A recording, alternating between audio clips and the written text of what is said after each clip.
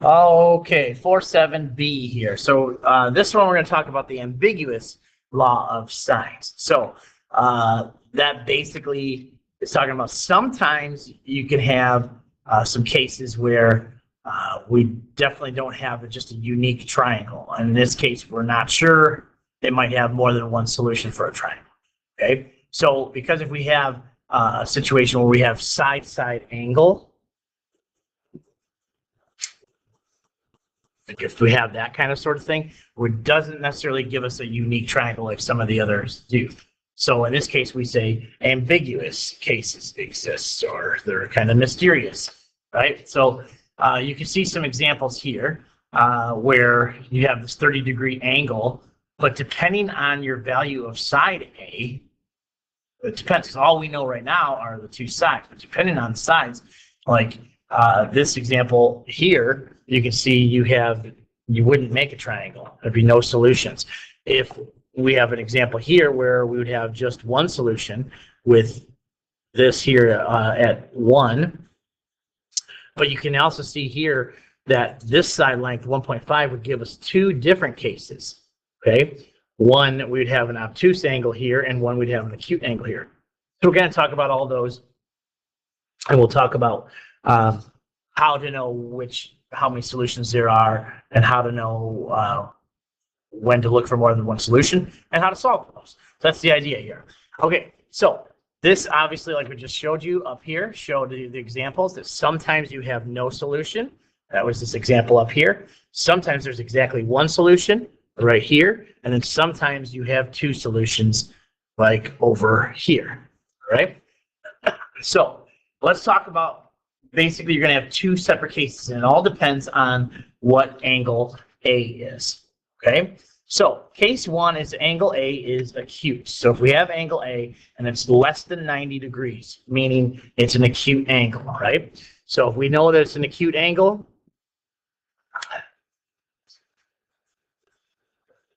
okay, so if it's an acute angle, then we have all these different things that could be possible. So we have to look at our measure of side A, and then we'll take B times the sine of A. If those are equal, then we have one solution. Okay, if A equals B times the sine of A, we would have one solution. So in the case above here, in this case, the sine of A is 1, that would be like this solution here. Okay. If A is less than B times the sine of A, we have no solution. If A is greater than B times the sine of A, and we also have to look at the side lengths themselves, A is greater than or equal to B, then we have one solution. And then A is greater than B times the sine of A, and A is less than B, though, then we would have two solutions. So for all of these, if it's acute, we're going to have to take a look at a couple different things. So when we look at it, if it's an acute angle, we got to look at our measure of A for all these, and then we got to look at B times the sine of A on all those, and then just kind of decide where it fits. Sometimes you have to look at the sides A and B too, not just B times the sine of A, find out what they have. Okay, so acute ones, there's a lot to go over, and they're not as fun. Obtuse, it's pretty simple. So case 2 down here, the obtuse angles, it's pretty cut and dry, and these are the easier ones. So if we've got an obtuse angle here,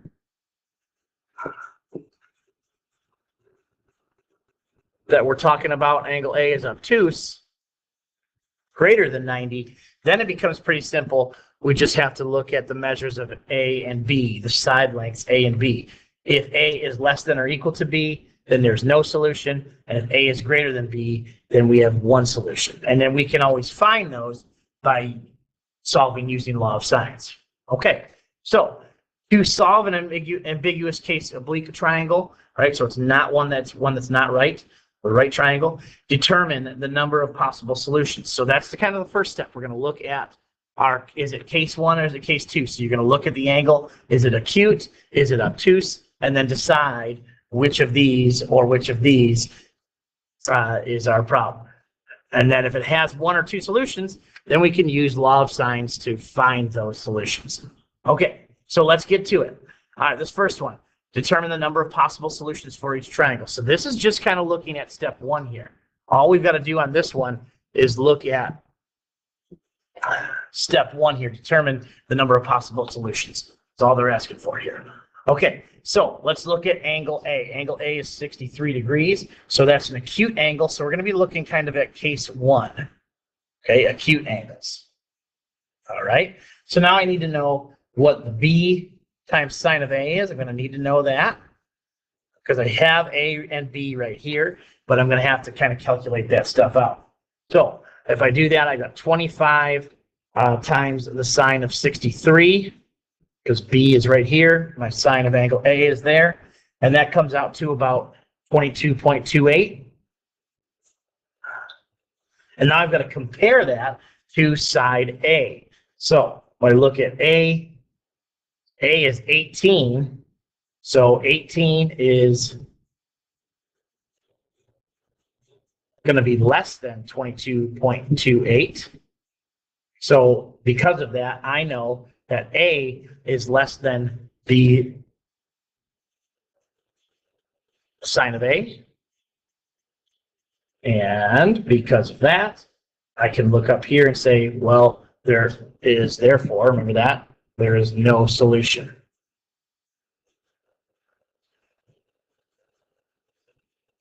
Okay, so if I look at this again, it's acute. I go to case 1, A is less than the B times sine of A. That's up here. That's the only answer right there. A is less than the B times sine of A, so we know it's no solution. All right, how about number 2? All right, so number 2 over here, we're going to be looking at case 2 because this is an obtuse angle. So we're going to look at case 2 from above. So we're just looking, we got to find out A and B. So we know right now that A is greater than B because 73 is greater than 55. Okay, so case 2 makes it pretty simple. Okay, 73 is greater than 55, so I look up here. Case 2, A is greater than B, so I know I have one solution. Therefore, one solution. And now they're not asking for us to solve it, but we could by using law of sines, which we will do on our next examples. Okay? All right, so find all solutions. So remember, that means we're going to solve the triangle. When it says to find all solutions. So solving the triangle. So they're giving us 3 things. We need to find the other things. If no solution exists, write no solution. Okay. They want to go to the nearest tenth and angle measures to the nearest degree. So let's go ahead and find that out. All right, so we're dealing with 98 degrees here, so we know it's a case 2 type problem. Okay, so it's obtuse, and then we can look and see that A is greater than B. A is greater than B, right? 39 is greater than 22. So I know that we've got one solution, okay? One solution. So there's only one triangle that will work here. So we can find that triangle out. So let's do that. We can go ahead and use law of sines for what we know. So the first thing I'm going to do is I'm going to go sine of, well, I'm going to go sine of A over A equals sine of B over B. Okay, so because I have this given information, so I'm going to go sine of 98 over 39 equals, well, I don't know what the sine of B is, over 22. So I'm going to cross multiply, and I can figure that stuff out. So when I do that, I'm going to cross multiply. So I'm going to have 39 times the sine of B equals 22 times the sine of 98. Now, then I'm going to just basically take this and divide it by 39. That's all I have to do there. So divide by 39. And now I've got sine of B equals, you know, this big decimal, right? So don't forget, whatever you get here, you're going to get this whole measurement here. It's going to be probably some crazy decimal. But remember, you're trying to find the angle. So don't forget that when we're trying to find angles, you have to take the inverse sine. So inverse whatever you get from this thing here, and you'll get your angle B is going to be equal to about 34 degrees. Say about 34 degrees. Okay. So now I can find angle C from that, right? Angle C becomes pretty easy to find because I can say the angle C is going to be 180 minus 39 for A plus 34. So angle C is going to be simply so oh, sorry, 98 plus 34 because I have the other two measurements. So that's going to give us, I think, 48 degrees. Is that right? There would be, yeah, 48 degrees. Okay, so I have angle C now as well. So I've got angle A up here. Okay, I've got angle B down here, and I've got angle C right here. All right, now I need to find a side. I've got side A and side B already given to us, so I need to find side C. So I'm going to use law of sines again. Okay, this time I'm going to go sine of C over C, and we'll stick with sine of A over A because that's what we have. Okay, so I don't know what side C is, but I know I have that angle now right here, so I can say sine of 48 over side C. I don't know what that is. And then sine of 98 over 39, A over A. Okay, so when I do that, again, cross multiplying, I'm going to have C times the sine of 98 equals 39 times the sine of 48. And then I'm just going to divide by the sine of 98. Now, remember, over here, we were finding the angle, so we had to do the inverse. But over here, we're finding the side, so there's no need for the inverse here. So I can just divide by the sine of 98 on both sides. And I'm in business, and I'll get C equal to about 29.3. So I've got all three sides, all three angles, and I have solved the triangle. All right, now let's get to the next one. The last problem on here, and this is your ambiguous case. Okay, this is where we have two solutions. Okay, so let's just kind of look at it. I'll just kind of get rid of this line here real quick. Okay, so when we look at this one, we're talking case one because we've got an acute angle. So I'm looking at case one. And I'm just going to do some figuring out things, right? I've got to find out what B sine of A to know how many solutions I have. And when I do that, B times the sine of A, I'm going to get 20.92. Okay, well, A is 21. 21 is greater than 20.92. But if I also look at A and B, I can see that 21, A is going to be less than B. Okay, because 21 is less than 22. So I'm in a situation here where I've got A is greater than B sine of A, and I've also got A is less than B. So in this case, that means from our notes on this page here, that gives us the two solutions right here. A is greater than B sine of A, but A is less than B. So we've got those two solutions. So that means we have two solutions. All right, so let's go ahead and figure those out. Okay, now how do we have two solutions? So let's just kind of draw that picture. If I just drew a triangle ABC with these kind of measurements here. Okay, so if I just went A, let's have A, B right here, and then B over here, and C up here, okay? If this was a 72-degree angle, which it is, it's acute, okay, I have a couple things that could happen here in these two solutions. How do I get two solutions?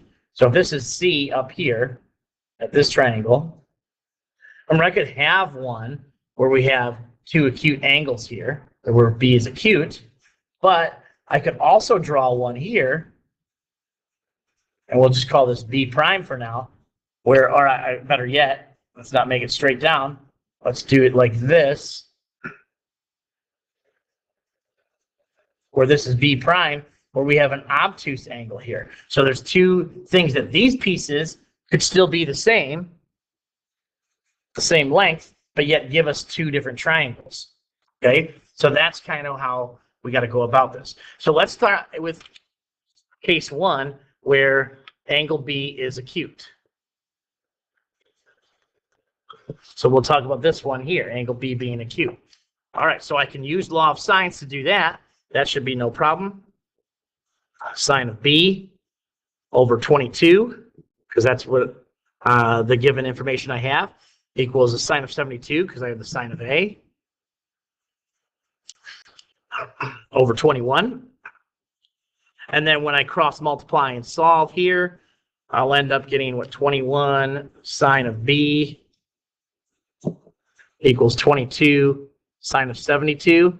So I'm going to divide by 21 on both sides, but then don't forget you're going to have to take the inverse sign. Eventually, you're going to get angle B equal to 85 degrees. So just kind of doing that work here to get that.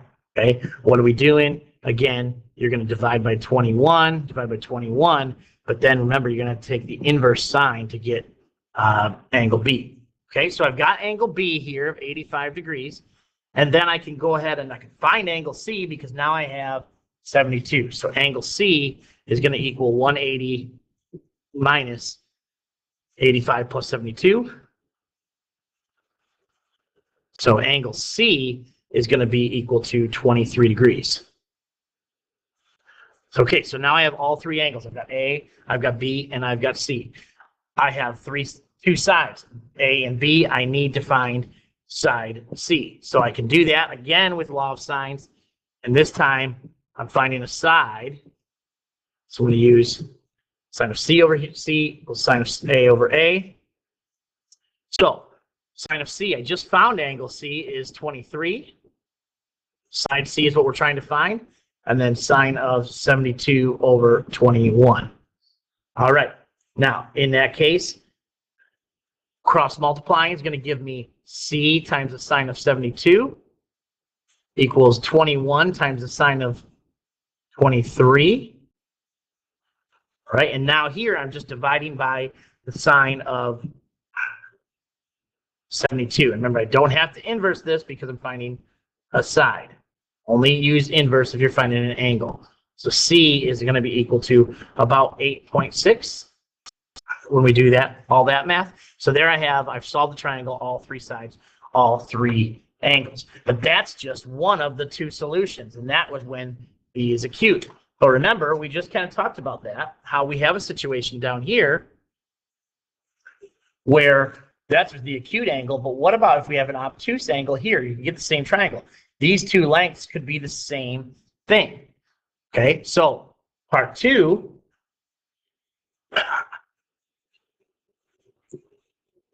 is where B is obtuse. And we're going to call it angle B prime, because it could just be another one, is obtuse. Because that would give us that options. Okay, now, if you recall that this angle here, these two sides are equal, right? Which means that this angle right here and this angle right here would also be congruent. Okay, so I could find this angle right here, I could easily find by just taking 180 and subtracting what that other angle was. So I could subtract this. Well, we found angle B to be 85, so I can find that. And so now I know that angle B prime is pretty simple, 95 degrees. Just because these two are going to make up a straight line. So I can find that one pretty easily. So there's angle B. I already have angle A. And so I can find angle C pretty easy as well. Because now I'm going to go 180 minus 95.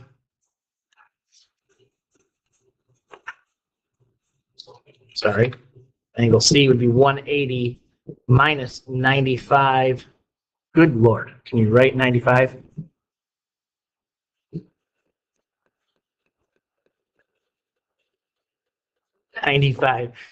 Plus what angle A was 72, is that right? Yep. So angle C is going to be 13 degrees.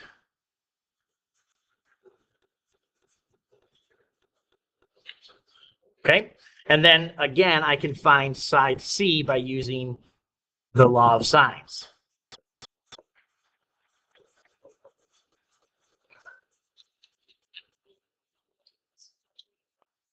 Just like I did here. And then when I cross multiply, you're going to end up with sine of 13, because now we have that over c equals the sine of 72 over 21. Cross multiply and solve there, and you'll end up with c is 4.96, which is about 5. So that solves that triangle as well. Okay, so those are your cases there with the ambiguous law of sines, using that to solve different types of triangles. Bring questions and everything with you next time we see you. Bye-bye.